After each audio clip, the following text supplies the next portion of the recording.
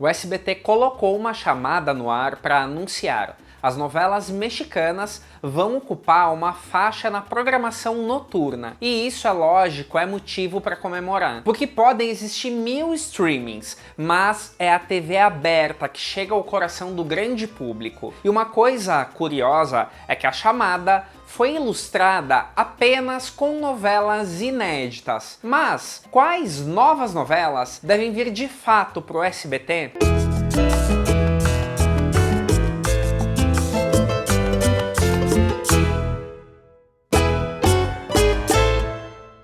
Olá, meu nome é Thiago Fernandes e esse é o Almanac Latino, o canal onde novela mexicana é levada a sério. Agora vem aquela parte chata de pedir seu like, seu comentário e sua inscrição.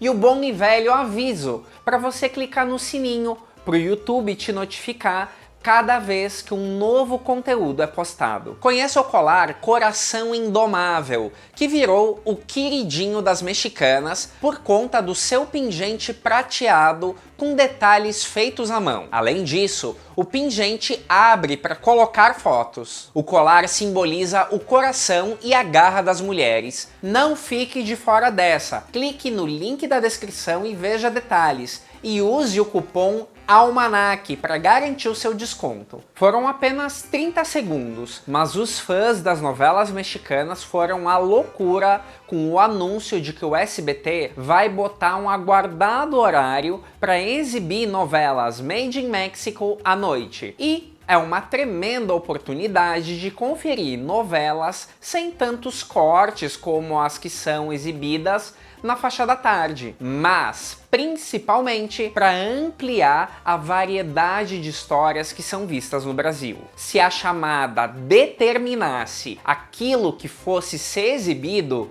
já daria para respirar aliviado, já que não tem nenhuma reprise. Mas é bom deixar claro, o SBT não está anunciando um pacote de novelas inéditas. Ele está anunciando um horário de exibição de novela mexicana à noite. Nada do que está ali está confirmado, até porque já teve outras vezes outras chamadas onde algumas novelas inéditas apareciam e que até hoje não foram exibidas. Mas, se fosse para falar quais novelas que foram exibidas na chamada, bastaria uma lista. Só que aqui é o Almanac Latino e eu resolvi dar um pitaco. O que tá na chamada tem que passar no Brasil? Tem que ser à noite? Vamos lá. Eu adianto aqui que eu conversei com a assessoria de imprensa do SBT e veio uma informação bem relevante. Todas as novelas da Televisa pertencem ao SBT, inclusive aquilo que tá no Globoplay. Cabe lembrar que um streaming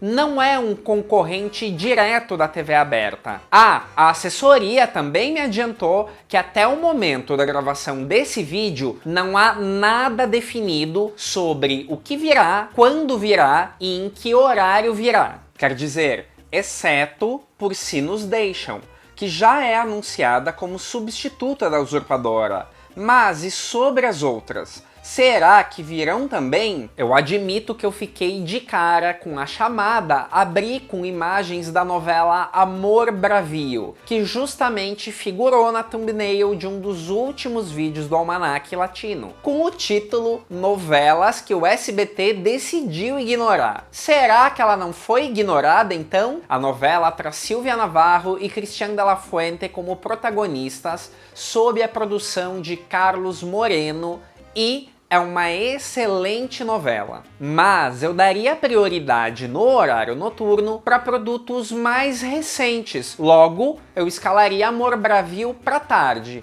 mesmo editada. Um Refúgio para el Amor é um sucesso de 2012, produzido por Inácio Sada, com Zúria Vega e Gabriel Soto vivendo um casal separado por classes sociais, segredos e todas as intrigas que fazem dessa praticamente uma história concebida para as novelas da tarde do SBT. Essa eu preferia que fosse mesmo de tarde, e praticamente garanto que faria um grande sucesso em solo brasileiro. Diseñando tu amor acabou de terminar no México e já consta na chamada do SBT, uma produção de Pedro Ortiz de Pinedo, com Gala Montes e Juan Diego Covarrubias no romance central. A história é um original português que foi adaptado pela Televisa com um sabor bem água com açúcar. Basicamente, triângulos amorosos se movimentando com o pano de fundo da indústria da moda. Essa novela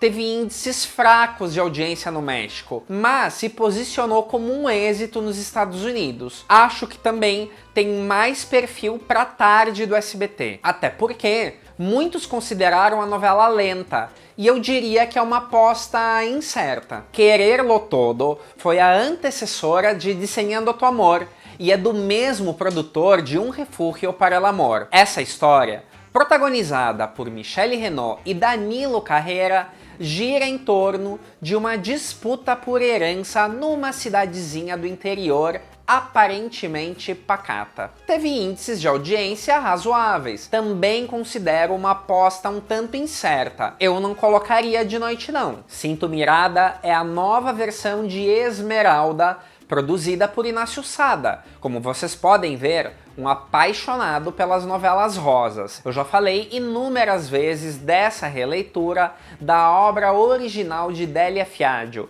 que trouxe Cláudia Martim e Osvaldo de Leon como protagonistas, e eu, com certeza, escalaria para as tardes. Vino el Amor é uma produção de 2016 de José Alberto Castro, daquelas que deu a cara pela emissora quando o resto da grade, repleta de projetos mais ambiciosos, estavam fracassando um atrás do outro. É a típica história de um amor impossível ambientado numa fazenda, e que fez a história de amor entre Irina Baeva e Gabriel Soto saltar da ficção para a vida real. Só que, como eu já citei em vídeos passados, é um elemento importante da história a fronteira entre o México e os Estados Unidos. Será que seria bem compreendido na tradução brasileira? Lo Imperdonable foi a última novela do produtor Salvador Mejía no horário nobre mexicano, e ele optou por trazer pela 1000ª vez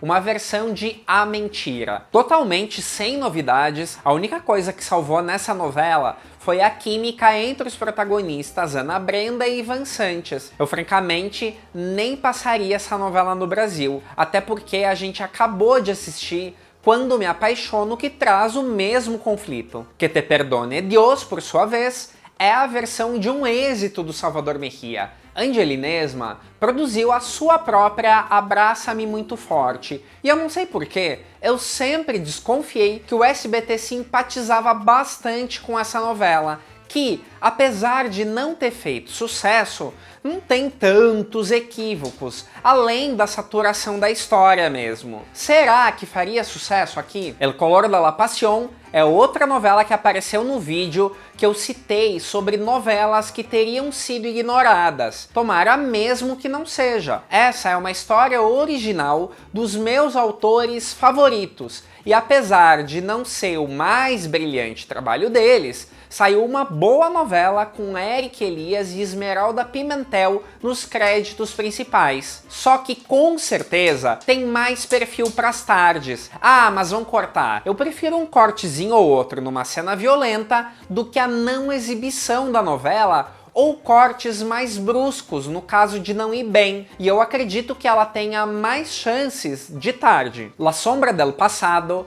é um remake de Manancial, que passou no SBT em 2002 e não foi nada bem de audiência. Eu particularmente considero essa versão muito inferior, sobretudo no quesito artístico, com atores mal escalados nos principais personagens. Mas ela é uma produção bonita, em HD, e não deixa de ter uma história interessante, mas eu sinceramente não faria uma aposta nela. Cuna de Lobos é uma das mais polêmicas. Essa foi a substituta da nova A Usurpadora no México e não repetiu os mesmos números de audiência, apesar de, na minha opinião, ela remeter mais ao clássico na qual a série está inspirada. Entendo que aqui a competição com a nostalgia de uma Catalina Krill foi forte demais para essa versão ganhar apoio, e o público do SBT é extremamente conservador para o tipo de história que a produtora Gisele Gonzalez quis trazer para essa releitura.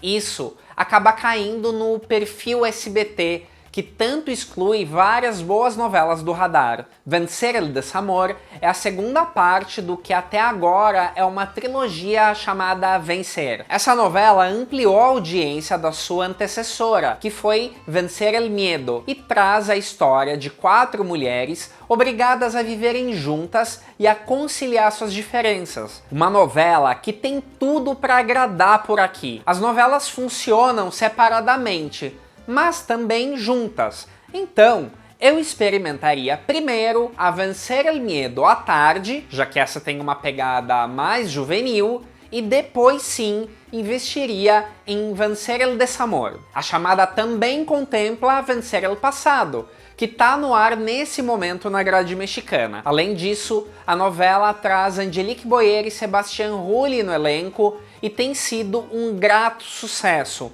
mostrando que a fórmula da produtora Rossi Ocampo não está cansando o público. Na minha opinião, isso se deve a ela pegar uma mesma premissa e colocar em ambientações e universos completamente diferentes. Essa eu também colocaria para as noites, mas não precisa ser agora. La Desalmada é com certeza uma das apostas mais certeiras que o SBT tem que fazer nos próximos meses. A novela é o reencontro da Televisa com o drama rural e o clássico do clássico que esteve no DNA mexicano e que tentou ser esquecido ao longo dos anos. Assim que La Desalmada começou, ficou provado que pode ser circo, desde que exista uma boa história, o público vai estar lá. Digo mais, os índices que La Desalmada vem alcançando mostram que alguns ditos sucessos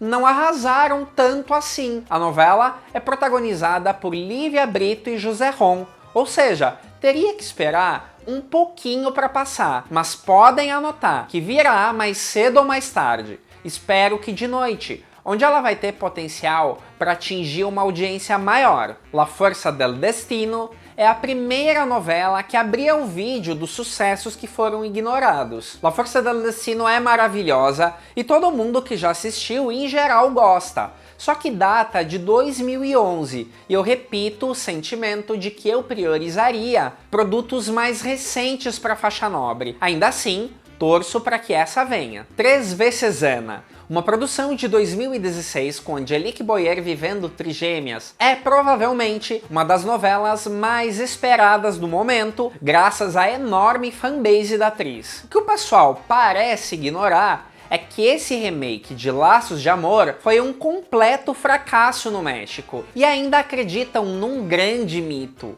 a de que a simples presença de um ator querido do público basta para transformar uma novela num sucesso. Não falta exemplo provando o contrário, e se você quiser e permitir, eu posso fazer um programa aprofundando o porquê de eu não recomendar 3 vezes Ana no Brasil. Por enquanto, vou resumir aqui meu principal ponto. É uma novela com uma narrativa extremamente confusa, um ritmo irregular e que não à toa não foi um sucesso em nenhum país onde foi exibida. A nova versão de Ruby foi um surpreendente sucesso desde que ficou disponível no catálogo do Globoplay. E lembra que eu disse que a assessoria de imprensa do SBT informou que a emissora pode passar toda e qualquer novela da Televisa? Talvez muita gente vá dizer, mas já tem no streaming, não ia fazer sucesso na TV, já tá repetida. Não é bem assim. Talvez pelo fato da gente estar no YouTube falando com fãs de novelas, dá a falsa impressão de que todo mundo tem acesso a tudo e a realidade é distante disso. Então, ao invés de achar que pelo fato de já ter no Globoplay poderia prejudicar a novela, eu diria que o fato de estar no Globoplay é só uma amostra do potencial de sucesso que essa versão pode ter na TV aberta. Qual dessas histórias você já quer pra ontem? Deixe seu like, seu comentário e se inscreva no nosso canal. Até o próximo Almanac Latino.